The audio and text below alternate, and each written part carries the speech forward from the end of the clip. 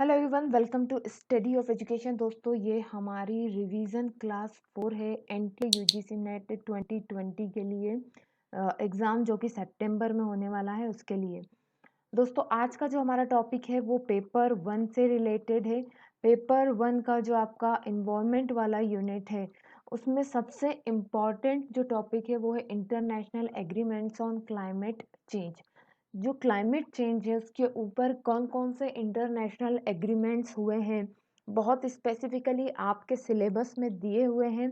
और हमने इन सभी के ऊपर ये सभी एग्रीमेंट्स या आप कह लें प्रोटोकॉल या ट्रीटीज, जो भी नाम से ये जाने जाते हैं, हर एक को हमने डिटेल में पढ़ा हुआ है। और सबकी लिंक डिस्क्रिप्शन में या आप प्लेलिस्ट में जा कर के देख सकते हैं। क्योंकि ये रिवीजन क्लास है, हम लोग बहुत स्पेसिफिक पॉइंट्स को इसमें देखेंगे। तो चलिए विदाउट एनी डिले हम लोग आगे बढ़ते हैं। अगर दोस्तों आप पहली बार है चैनल पर देख रहे हैं वीडियो, तो चैनल को सब्सक्राइब ज़रूर कीजिएगा। अगर आप NTA UGC NET paper 1, paper 2 education, MEd, BEd या एमए एजुकेशन जैसे किसी भी कोर्स से जुड़े हुए हैं। चलिए देखिए, सबसे पहले है मॉन्ट्रियल प्रोटोकॉल।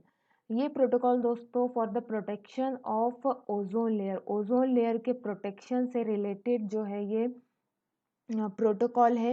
मॉन्ट्रियल एक जगह का नाम है, वहाँ पर ये प्रोटोकॉल डिफरेंट कंट्रीज ने साइन किया था, इसलिए इसका नाम मॉन्ट्रियल प्रोटोकॉल है।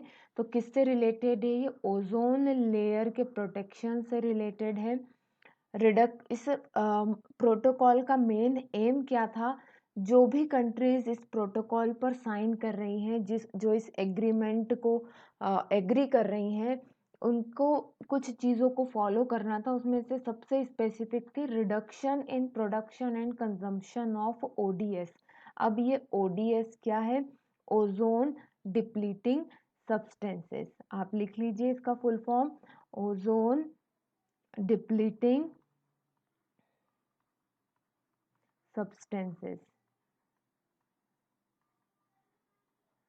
ओके, नाउ कब साइन हुआ था? ये साइन हुआ था 26 अगस्त 1987 में, और ये इफेक्ट में कब आया? 1989 में। तो ये था मॉन्ट्रियल प्रोटोकॉल।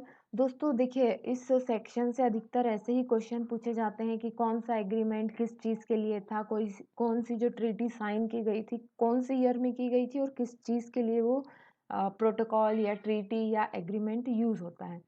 ठीक है, नाउ नेक्स्ट है हमारा रियो समिट। रियो समिट के देखिए कुछ और भी नाम है जो आपको ध्यान रखने हैं हमेशा। सबसे पहला तो रियो समिट का ही दूसरा नाम अर्थ समिट भी है, और तीसरा नाम आप जिसे कह सकते हैं United Nations conference on environment and development. इसी का शॉर्ट फॉर्म है यूएनसीईडी। ओके, नाउ कब हुआ था ये? 3 टू 14 जून को 1992 में हुआ था। और दोस्तों ये रियो डी जेनेरियो जो है ये ब्राज़ील की जो है कैपिटल है, वहाँ पर हुआ था, इसलिए इसका नाम है रियो समिट। ओके, क्योंकि रियो डी जेनेरियो में ये हुई थी। नाउ इसका मेन एम क्या है? मेन एम था दोस्तों यहाँ पर सस्टेनेबल डेवलपमेंट। और ये एक ऐसी टर्म है जो सबसे पहली बार जो है नॉलेज में आई, that is the sustainable development. और इससे भी रिलेटेड क्वेश्चन आता है that what is sustainable development. तो दोस्तों मैंने पहले भी कई बार बताया है और आज फिर से मैं इस चीज़ को रिपीट कर रही हूँ। Sustainable development means use of resources in such a way to use it economically and prevent it for the future generation. इस तरीके से यूज़ करना है कि इकोनॉमिकली हम उसको यूज़ कर सकें, मतलब कि अच्छे तरीके से उसको रैशनल तरीके से यूज़ कर सकें। Economical use of resources, natural resources, and prevent it for the future generation. ठीक, फॉर फ्यूचर जनरेशन। कहने का मतलब ये है, एक एग्जाम्पल के लिए, कि अगर आपके घर के पास कोई कुआं है, कोई नेचुरल रिसोर्स है, तो आप उस कुएं का इस तरीके से उपयोग करें, उस वेल का इस तरीके से उपयोग करें यूज़ करें कि आपका भी काम हो जाए और आपके आने वाली जनरेशन के लिए भी वो बचा रहे। ऐसा ना हो कि आप उसको इस तरीके से यूज़ करें, उस पे ध्यान ना दें कि आने वाले समय में वो सूख जाए। तो आपको इस तरीके से डेवलपमेंट करना है, ये जो रिसोर्सेज़ यूज़ कर रहे हैं आप, जिन रिसोर्सेज़ का यूज़ करके डेवलपमेंट कर रहे हैं, वो भी फ्यूचर में बचे रहे। ठीक है? नाउ नेक्स्ट है stop destruction of natural resources का डिस्ट्रक्शन ना हो, ये भी एक मेन एम था इसका। And to reconcile worldwide economic development with the protection of the environment. कहने का मतलब ये है, रिकंसाइल मतलब दो चीज़ों को साथ में लेकर के चलना, इकोनॉमिक डेवलपमेंट भी होता रहे और इन्वायरमेंट का प्रोटेक्शन भी होता रहे। ये रियो समिट के 3 इम्पॉर्टेंट पॉइंट हैं।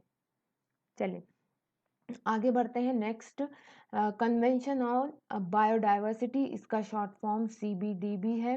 ठीक है, कब हुआ था ये? 5 जून 1992 में ये साइन हुआ था और 1993 दिसंबर 29 को ये इफेक्ट में आया। अब इसके भी 3 प्रिंसिपल है जो आपको याद रखने हैं। That is the conservation of biodiversity. Biodiversity जैव विविधता को आपको बचा करके रखना है, विविधता। ठीक है, दूसरा है सस्टेनेबल यूज ऑफ बायोडाइवर्सिटी। जैसा कि मैंने आपको बताया, जैव विविधता का इस तरह उपयोग कि फ्यूचर आप भी यूज कर सके और फ्यूचर में भी वो बची रहे, इस तरीके से जैव विविधता का उपयोग करना है। और fair and equitable share of benefits which occur from genetic resources. तो जो भी जेनेटिक या आप कह सकते हैं जेनेटिक रिसोर्सेज हैं, इनका फेयर और इक्विटेबल शेयरिंग हो। ठीक है, तो ये कन्वेंशन ऑन बायोडाइवर्सिटी के इम्पॉर्टेंट 3 ऑब्जेक्टिव्स हैं। नेक्स्ट चलते हैं हम 4th क्योटो प्रोटोकॉल, बहुत स्पेसिफिक इसको लेकर के चलेंगे। Reduction of green house gases के लिए है ये, और इसके ऊपर हमने एक पूरा वीडियो किया हुआ है, लिंक सब आपको डिस्क्रिप्शन में मिल जाएगी, आप वहाँ से देख सकते हैं। देखिए 11 दिसंबर 1997 में ये कॉन्सेप्ट आया था, पर इफेक्ट में कब से आया है? ये 16 फरवरी 2005 इन क्योटो में ये साइन हुआ है। ठीक है, नेक्स्ट चलते हैं हम पेरिस एग्रीमेंट। पेरिस एग्रीमेंट 2015 से इफेक्ट में आया है। किस बात को लेकर है? Fight against climate change. Climate change को लेकर है ये, and to stop the global warming. ये आपको 2 पॉइंट बिल्कुल ध्यान में रखने हैं। बाकी इसके क्या और स्पेसिफिक पॉइंट थे, हालांकि जो इम्पोर्टेंट है वो हम यहाँ लिखे हुए हैं, और डिटेल में अगर आप जानना चाहते हैं तो इन सभी पर वीडियो है, डिस्क्रिप्शन में लिंक है, आप देख सकते हैं। Now next and last is the international solar alliance.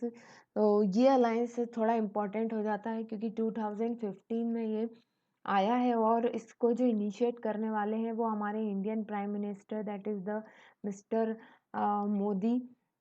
उन्होंने इसको इनिशिएट किया है। और इसका मेन ऑब्जेक्टिव क्या है, पहले तो मैं आपको बता देती हूँ। इंटरनेशनल सोलर अलायंस क्या है दोस्तों? जैसे कि आप जानते हैं अर्थ में 2 लाइन्स हैं, है ना, आर्टिफिशियल लाइन्स मानी जाती हैं, Tropic of Cancer and Tropic of Capricorn, और बीच में इक्वेटर माना जाता है।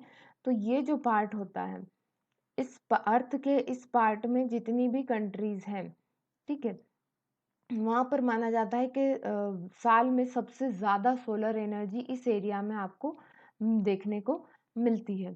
तो यहाँ पर जो कंट्रीज़ है, क्योंकि उन्हें सोलर एनर्जी ज़्यादा से ज़्यादा मिलती है, तो इस क्षेत्र में जितनी भी कंट्रीज़ हैं उन्होंने मिलकर ये इंटरनेशनल सोलर अलायंस बनाया है।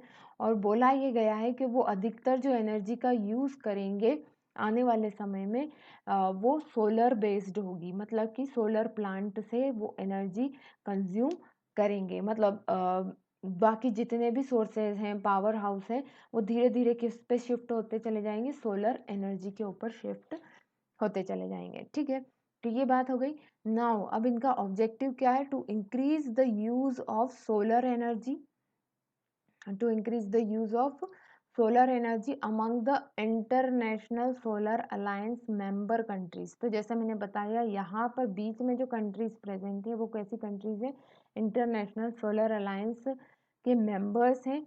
उन कंट्रीज ने ये बोला है कि वो क्या करेंगे? सोलर एनर्जी का यूज़ करेंगे in convenient, safe, affordable and sustainable manner में।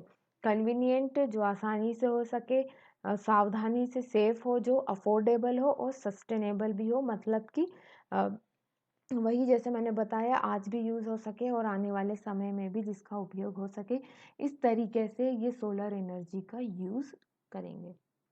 ठीक है, तो दोस्तों ये थी हमारी पेपर 1 के जो पीपल एंड एनवायरनमेंट यूनिट है उसका सबसे इम्पोर्टेंट पार्ट। जल्दी मिलते हैं फिर नेक्स्ट वीडियो में एक अदर इम्पोर्टेंट पार्ट के साथ। तब तक के लिए best of luck and bye.